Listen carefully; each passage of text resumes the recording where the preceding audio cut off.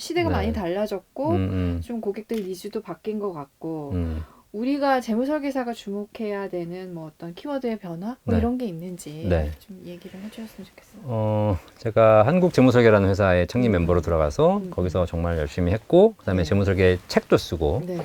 근데 사실 지금 오래된 일이지만 벌써 2006년도죠. 15년 전. 그때 제가 한국재무설계에서 같이 일하면서 저희 우리 같은 멤버들한테 그런 얘기 한 적이 있어요. 야, 근데 우리가 10년 후가 되면 회사 이름을 바꿔야 될지도 모르겠다. 왜냐하면 시대라는 것이 변화를 하잖아요. 트렌드가 변화를 하는 건데 사실 이 우리 대한민국 사회는 네. 특히 다른 나라나 다른 사회보다 훨씬 더 변화가 빨라요. 그러다 보니까 지금 우리가 트렌드로 갖고 있는 것, 지금 맞다고 생각하는 것이 5년, 10년 후에 맞지 않을 수 있다는 거죠. 그러면 어떻게 바뀌고 있냐? 우리는 재무 설계를 통해서 고객을 만나가지고 목적 자금 설계를 해주고 인생의 목적을 부여하고 목표에 맞춰서 포트폴리오를 짜주고 그걸 실행해서 관리해주는 걸 지난 10여 년간 해왔잖아요. 네네. 쭉 해왔어.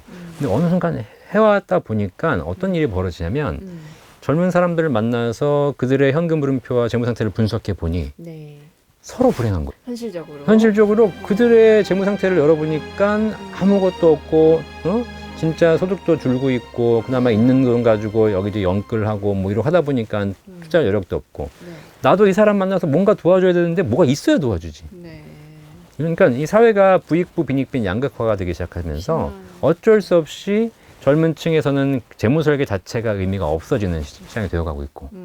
그런데 사회가 어떻게 바뀌고 있냐 봤더니 나이 드신 분들 점점 우리나라의 베이비붐 세대가 이제 50대, 60대로 되면서 네네. 이들이 사실 50대, 60대에 무슨 주택 자금을 마련하겠어요. 무슨 뭐 결혼 자금을 마련하겠어요. 애 교육 자금 마련하겠어요. 이런 건 의미가 없고 이들의 관심사는 어떻게 하면 내가 가지고 있는 현재 돈을 네. 잘 모으고 잘 쓰고 갈 것인가. 그러니까 옛날에는 재무 설계 내에 은퇴 설계가 있었다면 네. 이 사회는 지금 은퇴 설계가 더 핵심이 되어가고 있고 그들이 우리 사회의 부를 대부분 가지고 있고 그들은 그 내부에서 재무 설계를 고민하고 있는데 이 재무 설계가 목적 자금 설계가 아니라 지금 있는 것들을 어떻게 하면 잘 쓰고 갈 것인가에 대한 타이밍으로 바뀌고 있다는 거죠. 단적인 얘기 해드릴게요. 오늘 이 영상을 보시는 분 잘 명심하셔야 돼. 우리 재무 설계사들. 우리가 미래셋 은퇴 연구소라고 아시죠? 그죠? 수년간 우리 사회에서 은퇴하게 되면 광고 많이 보시겠지만 은퇴 설계 명가 미래셋 해가지고 네. 미래셋 은퇴 연구소 옛날에 뭐 강창희 소장님도 계셨고 지금도 있잖아요, 그죠? 네네. 자, 근데 중요한 건 미래셋 은퇴 연구소가 이름 바꿨어요. 그렇죠. 바꿨죠. 뭘로 바꿨어요? 투자와 연금. 미래셋 투자와 연금센터. 이걸 잘 보셔야 돼. 왜 바꿨을까? 왜? 무슨 얘기냐면 은퇴란 단어도 이미 고루한 단어예요. 이제 사회적으로 싫어하는 단어가 돼버린 거예요. 은퇴자한테 은퇴했다고 얘기하는 것도 싫고 노인 세대한테 실버 세대라고 얘기하는 것도 싫어. 실버도 싫다. 실버도 싫어. 내가 왜 실버야? 그 단적인 사례를 말씀드리면 우리가 재무 설계하면서 뭐라고 배웠냐면 나이가 들면 들수록 안전자산 비중을 높여야 되기 때문에 네. 100백이 연령이다. 네네. 그래서 30살은 70%를 주식자산, 투자자산 넣으면 되는 것이고 네네. 나이가 들면 들수록 줄어들어야 된다라고 생각했잖아요. 네네. 그것도 다 틀린 얘기예요. 지금은. 지금 60대 보세요. 전 재산을 주식을 해요. 근데 그게 정상이지. 옛날에는 우리가 스스로가 투자는 위험한 것이라는 생각을 우리도 했고 고객도 했기 때문에 네. 시간이 들면서 비중을 줄여간다는 생각을 했는데 네네. 투자는 이제 위험한 것이 아니라 삶의 일부예요. 부동산도 투자잖아요. 근데 부동산이 전체 자산의 70%, 80%가 부동산이잖아. 네. 그럼 사실 우리가 이런 대로라면 나이가 들면서 부동산 비중도 줄여야지. 그렇죠. 다 채권하고 예금으로만 둬야지. 근데 부동산은 죽는 그날까지 수십억을 갖고 있잖아. 그러니까 주식도 마찬가지. 투자에 대한 인식이 전환되면서 사람들이 바뀌기 시작했다. 그래서 이제 은퇴 연구소가 뭐냐면 은퇴에 대해서 연구하는 곳이에요. 네. 자, 연구하는 곳에 가서 상담하겠어요? 안 한다. 연구하는 곳은 박사님만 계시는 곳이지 상담 안 해요. 그런 이미지를 줄 수 있구나. 그래서 다이렉트로 들어간 거야. 네. 우리는 뭐 하는 곳이냐? 투자와 연금에 대해서 상담해 주는 곳이다. 센터. 이렇게 해서 투자와 연금 센터로 바뀌었는데 이렇게 다이렉트로 들어가도 이제는 먹히더라는 거예요. 오히려 연금 얼마나 좋아. 연금이라는 상품을 다이렉트로 얘기할 수 있고 과거에 우리가 사실 상품에 대한 이야기를 하기가 좀 뭐 해가지고 다 돌아 갔거든. 네. 우리가 무슨 고객님의 인생의 라이프 사이클에 맞춰서 뭐 재정적인 도움을 드리겠습니다라고 해서 근데 결국은 우리는 가가지고 상품을 판매해가지고 왔어야 되잖아. 상품 판매해가지고 상품도 못 판매하면서 열심히 뭐 좋은 얘기만 해봐야 결국은 나 손가락 빨고 있고. 고객들이 물어보는 거야. 그럼 재무설계하는 너는 부자니? 그럼 나는 손가락 빨고 있어. 집에서는 뭐 애가 분유값이 없어. 근데 고객한테는 부자가 되라고 상담하고 있어. 이런 우리가 잘못된 그런 패턴들을 반복해 왔다는 거죠. 근데 우리 머릿속에는 항상 재무설계는 아름다운 것이고 뭐 상업적으로 하면 안 되는 것이고 이런 얘기들이 있었다는 거죠. 근데 오히려 이제는 고객들이 그걸 다 알고 있고 그러면 오히려 투자와 연금을 통해서 상담을 받는 곳 이렇게 이름을 바꿨더니 오히려 사람들이 더 많이 인식하기 시작한다는 거예요. 제가 그래서 꼭 말씀드리고 싶은 게 뭐냐면 제가 사실 FP 협회에서도 강의를 많이 하다가 중간에 강의를 좀 많이 잘렸어요. 네.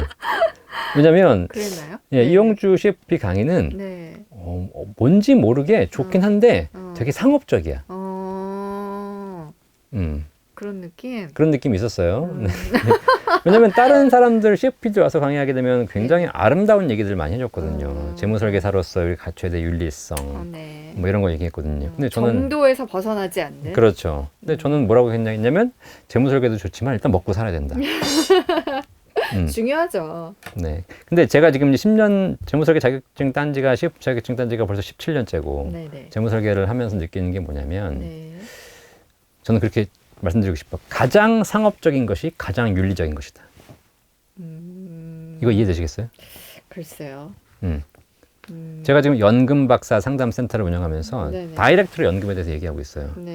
그러니까 뭐 예를 들면 쉽게 얘기하면 그래. 너는 가서 연금을 자꾸 판매하고 있으니까 상품 파는 세일즈맨이 아니냐. 전 세계에서 가장 고령화가 심한 나라가 어디예요? 일본? 지금 현재 심한 나라는 일본이지만 가장 심해지고 있는 나라. 속도가 빠른 게 우리나라? 대한민국이잖아요. 대한민국의 노후를 준비하는 데 있어서 연금이라는 제도, 연금이라는 상품이 이제는 더더욱 중요하게 된다는 거예요. 그럼 우리는 진짜 우리가 윤리적인 재무설계사라면 고객한테 가서 간 쓸게 다 끌어 모아가지고 당신 하고 있는 주식과 부동산을 팔아서 연금을 준비하라고 얘기하는 게 진짜 제대로 된 정도를 걷는 윤리적인 설계사예요. 교주님을 영접하는 기분. 맞아요. 그러니까 그렇게 해서 가장 상업적이라고 생각할 수 있지만 상업적인 것에다가 가치를 확실하게 부여하면 종신보험을 저축으로 파는 거는 그건 진짜 상업밖에 없는 거지. 상업밖에 없는 거지. 근데 오히려 우리가 고객들에게 제안할 수 있는 수많은 솔루션들 중에서 가치를 제대로 맞추고 부여해서 고객들에게 제대로 권유할 수 있다면 그 설계사가 그걸 통해서 고객들과 실행을 해줬을 때 가장 재무설계사도 행복하고 고객들도 행복하고 이런 걸 만들어낼 수 있다는 거예요. 근데 우리는 그 두 가지의 관점에서 서로 중간점을 자꾸 찾으려고 해. 중간점을. 그러다 보니까 내가 고객들에게 윤리적인 상담을 해야 되는데 혹시 이렇게 너무 이렇게 들이밀면 너무 윤리적이지 않은 거 아닐까라는 고민을 하는 거죠. 그거는 윤리적이지 않아서가 아니라 이 CFP, FP가 거기에다 가치를 제대로 심지 않았기 때문에 오히려 저는 이제 이 시대에서 전 세계에서 가장 고령화가 심한 대한민국에서 연금의 중요성을 알리고 고객들의 포트폴리오의 연금 비중을 높여주는 것 이것은 이 대한민국에 살고 있는 CFP, AFPK들이 의무적으로 해야 될 일이다. 그렇게 주장하시는 거군요. 만약에 이걸 제대로 하지 않고 고객을 만나서 주식 부동산을 하고 있는 사람한테 연금도 한번 생각해 보세요라고 얘기하고 계약을 하고 오지 못한다. 이거는 제가 보기에는 어떻게 보면 업무를 제대로 하고지 않는 이런 거예요. 왜냐면 그들이 연금이 없다면 노후에 얼마나 힘든 삶을 보낼지 우리는 다 알잖아. 공부해서. 근데 그걸 왜 안 해주냐 이거지. 직무유기. 직무유기다. 연금도 종류가 너무 많잖아요. 보험 쪽에서의 연금도 있고. 그러니까 제가 연금이나 제가 상담하는 곳이 좀 그렇게 생각해서 저는 어쨌든 뭐 GA 쪽에도 있었고 뭐 지금도 그렇다 보니까 사실 보험 상품 중심으로 처음엔 공부를 했죠. 그러다 보니까 어느 순간 이제 뭐 보험 얘기를 하고 있었는데 고객들은 저한테 와가지고 무슨 연금보험 하나를 가입하고 가는 것이 아니라 네네. 고객들은 자기 은퇴, 자기 노후에 대한 전반적인 연금 설계를 받고 싶어 하는 거예요. 그래서 제가 몇 년 전부터 공부를 하기 시작했죠. 어차피 우리 CFP에도 다 국민연금 다 퇴직금 나오지 않습니까? 네네. 그런 걸 책으로 배웠던 걸 실질적으로 공부하기 시작했어요. 그래서 우리나라 연금제도가 뭐가 있는지 봤어요. 우리나라 연금제도는 뭐가 있냐면 제일 처음에 기초연금. 그래서 국가에서 세금으로 주는 기초연금 전 65세 이상 어르신 10명 중에 7명이 받고 있어요. 기초연금은 기초생활수급자만 받고 있다고 생각하는데 천만의 말씀. 10명 중에 7명이 받고 있어요. 제가 올린 영상 중에서 제일 조회수가 많이 나오는 게 기초연금이에요. 기초연금. 그 다음에 국민연금, 공적연금. 그 다음에 퇴직연금. 그 다음에 개인연금. 개인연금 내에서 연금저축과 IRP는 퇴직연금이고, 그 다음에 연금보험, 그 다음에 주택연금까지, 네네. 농지연금 이런 거 있잖아요. 이 5가지 연금 체계에 대해서 이 방송을 보시는 분들 중에서 제대로 상담할 수 있는 사람 몇 명이나 있겠어요. 우리나라 CFP 중에서 다들 자기가 팔고 있는 것만 팔고 있지 몰라요. 근데 고객은 이 5가지를 다 컨설팅 받고 싶어요. 내가 어떤 상황이 될지 모르니까. 그래서 이걸 다 같이 공부하기 시작했고, 네. 이제 고객이 만나면 이 고객들에게 5가지 컨셉을 다 보면서 이 사람이 어떻게 준비가 되어가고 있고 무엇이 부족한지 각각의 연금을 어떻게 활용해야 되는지에 대한 정보를 드리는 거죠. 근데 뭐 다른 분들도 많이 계시겠지만 우리나라에서 이런 종합적으로 연금에 대해서 컨설팅 해줄 수 있는 사람이 제가 알기로는 거의 없다. 연금 반드시 해야지 되고 이거 안 하면 이제 직무유기 하는 거다 재무 네, 설계사가. 사회가 이렇게 바뀌고 있다는 거 우리 CFP나 FP님들도 사회의 변화를 보시고 내가 지금 어떻게 이 시장에서 고객들과 상담해야 되고 포지셔닝 해야 될 것인가 고민하시는데 뭐 한 가지 더 얘기 드리자면 좀 두 번째 질문하고도 연결이 되겠지만 이 사회는 부익부 빈익빈 양극화가 되고 있어요. 부익부 빈익빈 양극화가 좋으세요, 안 좋으세요? 싫죠. 싫죠. 싫지만 가고 있잖아. 막을 수 있어, 없어? 없죠. 문재인 대통령이 막을 수 있었어요? 못 막았잖아요. 네, 더 심화시켰을 뿐이지. 네. 그러니까 이 어쩔 수 없어요. 문재인 대통령이 잘못한 게 아니라 사회가 그렇게 가고 있다는 거예요. 자, 그러면 우리 CFP들도 정해야 돼요. 내가 시장을 부익부로 갈 것인가 빈익빈으로 갈 것인가 정해야 돼. 부 쪽으로 갈 것인가 빈 쪽으로 갈 네. 것인가. 근데 죄송하지만 빈익빈으로 가는 것은 우리 CFP들이 해결해 줘야 될 분야가 아니에요.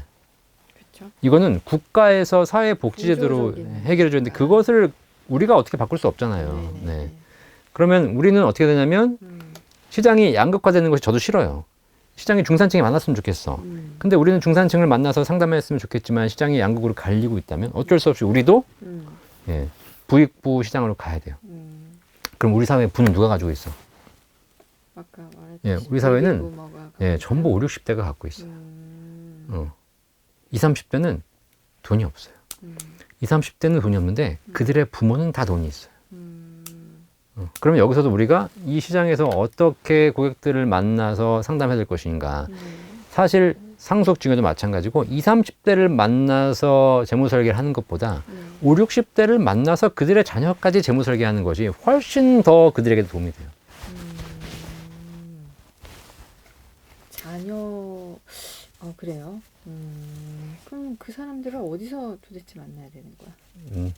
그러니까 이제 60대. 시장 개발은 모든 설계사들의 숙제지 않습니까? 네. 그러니까 뭐 저도 유튜버를 하고 하지만 뭐 유튜브를 하든 블로그를 하든 뭘 하든 간에 뭘 하든 간에 여러분이 타겟팅 자체는 그렇죠. 50대를 해야 된다. 만난다 하더라도 20, 30대를 만나서 거기서 시장을 더 늘려가는 것보다는 20, 30대를 만났으면 그들의 부모님을 어떻게 하면 만날까 해가지고 부모님을 통해서 전체에 대한 자산에 대한 이전에 대한 문제들 노후에 대한 문제들 이런 것들을 하는 것이 중요하고 20, 30대가 행복하려면 그들의 부모들이 노후 준비가 돼 있어야 되잖아요. 그래야 내가 나중에 부모님 노후를 책임지지 않을 거 아니에요. 네. 그런 부분까지 종합적으로 해본다면 오히려 좀 시장에 대한 기회가 나올 것이다. 아예 그러면은 상담 신청이 네. 그 나이 드신 분들이 주로 신청하시나요? 그러면 이 거의. 100-500 예, 그 거의. 거의. 왜냐면 제 구독자층을 보시면 네. 유튜브에 보면 그 관리 홈페이지 가면 구독자층이 나오죠. 나와 있어요. 네네. 구독자층이 50대에서 60대 사이가 가장 많아요. 그렇구나. 그러니까 지금 나름대로 유튜브로서 시장을 잘 간 거예요. 그러니까 뭐 제가 먹방으로 시작했으면 다 10대, 20대가 보고 있을 거 아니야. 10대, 20대. 네. 실제로 유튜브도 마찬가지. 네네. 10대, 20대들은 애들이 약간 똑똑하잖아요. 다 네. 빠르잖아. 네네. 그러니까 제가 실제 그 유튜버들하고 얘기해 보면 네. 10대, 20대가 많이 보는 유튜브들은 네. 조회수당 평균 광고 수익이 굉장히 낮아요. 아, 그래요? 보고 넘기는 거야, 애들이. 광고 뜨면 바로 넘겨. 오. 근데 이 어르신들은 어떻게 넘기는지 몰라. 그래서 그냥 다 냅두는구나. 보시는 거예요. 예. 어머나. 그래서 광고 수익이 더 좋아지고. 그러니까 그래서 제 채널이 그 조회수당 광고 단가가 일반 애들 보는 채널보다는 높아요. 또 그런 비밀이 숨어 있네요. 그리고 네네. 어르신들은 로얄티도 높아. 아, 충성도가. 그렇죠. 예.